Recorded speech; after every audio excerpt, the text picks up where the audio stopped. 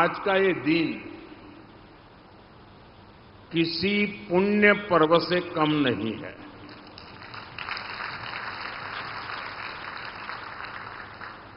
यहां आने से पहले मैं सोमनाथ मंदिर में था। सोमनाथ मंदिर की प्राण प्रतिष्ठा के 75 वर्ष पूर्ण हुए हैं। सोमनाथ मंदिर की पुनर्स्थापना, ये सपना सरदार पटेल के संकल्प से ही पूरा हुआ था।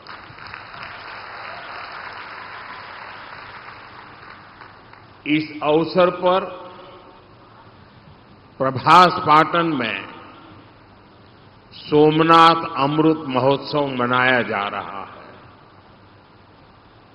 और उसी दिन यहां बड़ोदरा में सरदार धाम से जुड़े एक अत्यंत महत्वपूर्ण प्रोजेक्ट का लोकार्पण और शिलान्यास भी हो रहा है। डॉक्टर दुष्यंत और दक्षा पटेल कॉम्प्लेक्स का लोकार्पण, शिक्षण सहाय योजना का शुभारंभ, नई परियोजनाओं का भूमि पूजन, ये सभी कार्य भविष्य में राष्ट्र निर्माण के प्रभावी प्रकल्प साबित होंगे। एक तरह से ये संस्थान युवाओं के लिए भविष्य के कैरियर के लॉन्चिंग पैड का काम करेंगे। मैं आप सभी को, समाज के सभी लोगों को इस पुण्य कार्य के लिए बहुत बहुत बधाई देता हूं। साथियों, आज आपके बीच आया हूं तो एक और बात की खुशी है। बंगाल,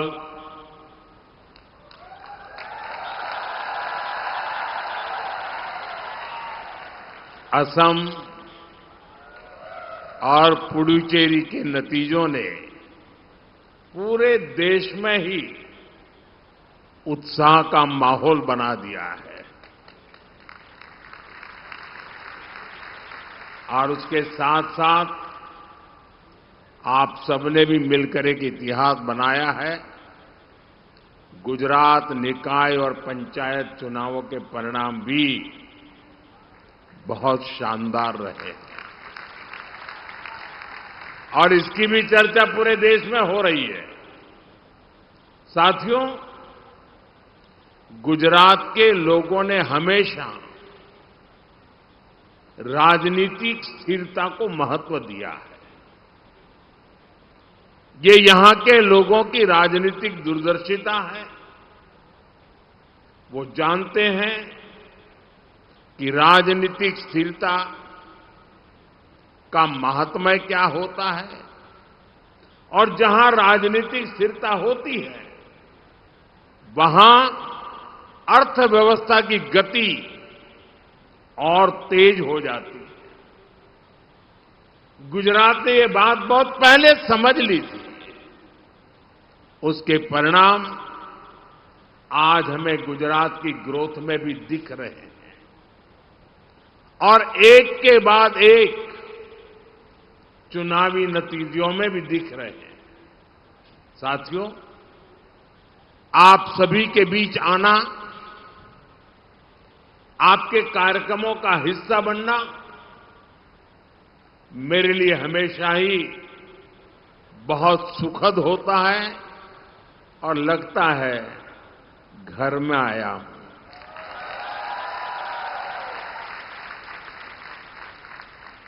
क्योंकि आपके बीच आकर समाज की शक्ति का एहसास होता है। हम सभी जानते हैं कि जब भी कहीं पर वास्तविक बदलाव होता है वो समाज की सामूहिक ताकत से ही होता है। खासकर जिन जिन समाजों ने शिक्षा को प्राथमिकता दी है, शिक्षा में समान भागीदारी को अपना लक्ष्य बनाया है, वो समाज हमेशा आगे बढ़े हैं, उन्होंने नई ऊंचाइयों को छुआ है। इसलिए भाइयों बहनों, सरदार धाम के हर प्रयास में जब भी मुझे मौका मिलता है, मैं हमेशा आपके साथ खड़े होने का प्रयास करता हूं। अभी गगजी भाई बड़े विस्तार से बता रहे थे, साल 2021 में मैं सरदार धाम अहमदाबाद के कार्यक्रम में आया था। तब गर्ल्स हॉस्टल का भूमि पूजन हुआ था। पिछले वर्ष उसका लोकार्पण भी हो गया। आज वहां हजारों बेटियां शिक्षा प्राप्त कर रही हैं, अपने सपनों को नई दिशा दे रही। सूरत, राजकोट, भूज, महसाना और दिल्ली, सरदार धाम के ऐसे कई संस्थान युवाओं का भविष्य गढ़ने में जुटे हैं। आज भी अहमदाबाद के निकोल में 1000 बेटियों के लिए नए छात्रावास का भूमि पूजन हुआ है। साथियों, बदलाव व्यापक हो और परिणाम स्थायी हो, इसके लिए समाज और सरकार को मिलकर काम करना आवश्यक होता है। इसीलिए आज शिक्षा के क्षेत्र में जमीनी हकीकतों के आधार पर काम हो रहा है। राष्ट्रीय शिक्षा नीति इसका बहुत बड़ा उदाहरण है। आज युवाओं की राह से रोड़े हटाए जा रहे हैं। भाषा के आधार पर होने वाला भेदभाव खत्म हो रहा है। आज जोर केवल किताबों और डिग्रियों पर नहीं है, स्किल डेवलपमेंट और इनोवेशन को पढ़ाई का हिस्सा बनाया गया है। रिसर्च में रुचि रखने वाले युवाओं को उसके लिए माहौल मिल रहा है। हमारे युवा डिग्री पूरी करके अनुभव न होने के कारण भटके न, इसके लिए अप्रेंटिसशिप के मौके उन्हें दिए जा रहे हैं।